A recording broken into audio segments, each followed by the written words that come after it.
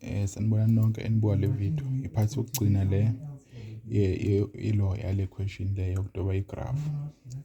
Lana last doba khona igraph bathi on the same set of axes sketch graphs of velocity versus time.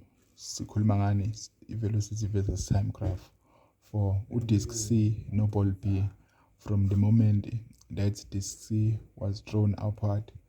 Kushuthi kusuka lapha emphonsa disk C, kushuthi from the start, because uyena uqala ukuphonsa, then base bephonsa ball B after 0.5 seconds, then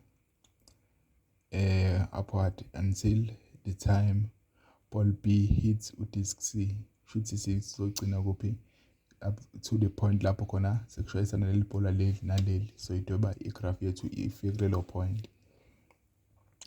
Base bethi lana ke label graph B of ball B as B, then ya disk C as C, clearly indicates lokho okulandelayo.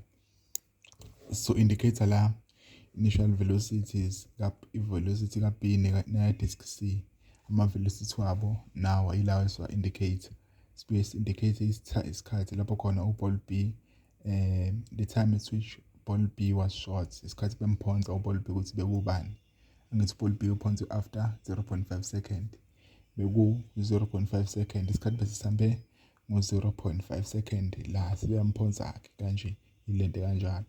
Base bethi the time at which disk C reaches maximum height, disk C reach khona maximum height yakhe, bayibuza ile question la, then sathola ukuthi isikhathi su 1.53 lapho khona reach maximum height yakhe disk C, ilesi sikhathi abasifunayo. Base bethi isikhathi futhi lapho khona ball B eshayisana no disk C, basibuze leso sikhathi question esiyenzile kwi video engi-uploadile. Isikhathi beku 1.71 esiphathele ukuthi bashayisana. Then ke kanje ake siqale ngo disk C ngobuyena bamphothe kuqala. Bene velocity e15. Futhi la velocity yethu indicate isikhathi la sigma second, sibuye la sithi velocity la nama units ayo. Then masibheka disk C, since i-positive upward indicators positive, futhi lo 15 melabe above ini lo line lo ngama x-axis, then futhi kuzoba ubani u15 wethu, 15 wethu ula 15 wethu lo. Bathi bemphonsa ke yena disk C, angithi bathi bemphonsa, then kwenzakaleni ispeed sakhe bese 15 eziyaphezulu, ispeed sakhe siyancipha agcine abuya buyele phansi. Angithi udonswa yini i-force of gravity imdonsela phansi, ispeed sakhe kusho ukuthi senza njani, siya decrease. Angithi spontaneously kusho kuzoba into a straight line, kusho siya decrease. Angithi ngeke siye phezulu siye ko 16, so approach inumber encane, approach ini maximum height where velocity is 0. Kusho velocity ya decrease up until reach ini maximum height la, ukuthi khona ini velocity yethu yabo u0 la, kusho la say maximum height yethu.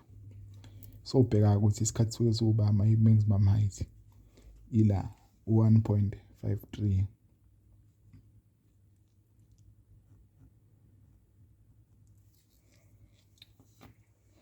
Then mayifika ku maximum height iyenza njani, iyaqhubeka futhi mayijika lapha ifika ku maximum height iyehla futhi iqhubeka. Kusho manje seyiya increase, kodwa kuphi seyi increase seyibheke enzansi, manje sekusho seyiya downward, seyihamba o negative.